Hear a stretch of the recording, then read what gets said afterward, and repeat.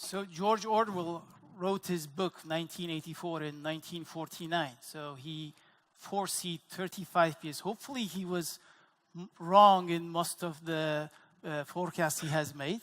But 35 years from now, how do you envision privacy? Maybe you can write a book called 2052. I'm giving you a homework assignment. Yeah. Look, we are at the atomic moment of computer science as a discipline.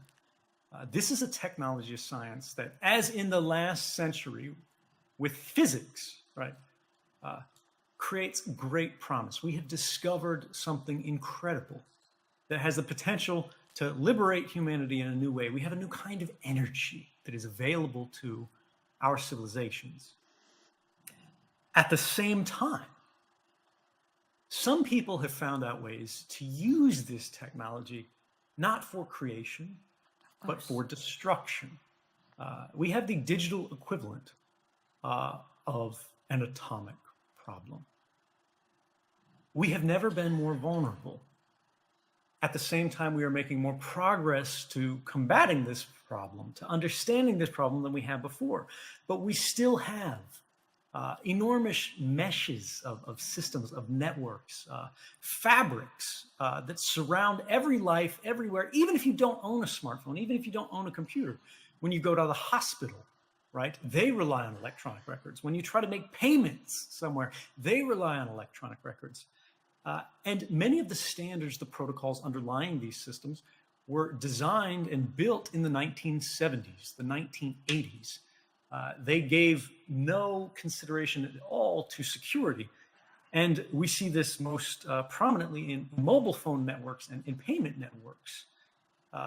When we talk about power systems and SCADA systems, we need to be thinking about the fact that we have built in a vulnerability to the systems that we rely upon. And these will only be changed. These vulnerabilities will only be closed not through the heroic efforts of scientists and engineers who look at the problem and try to write patches and try to improve our software alone. We have to change the incentives of the people who are creating the software, who are selling the software. We need to think about who holds the liability when someone writes a program that is faulty, right? And has some consequence for either society or an individual person's life, right? If you sell a car that kills someone, the manufacturer is liable. If you sell a medicine that is faulty, the manufacturer is liable. But if you sell software that causes a problem, in so many cases, the manufacturer is not liable. It is this question that will determine which of those futures we head in the direction of. A very dark future where people, a very few select number of people, control society or control technology, and through that control society, or whether it is society that controls technology and through that technology controls their future.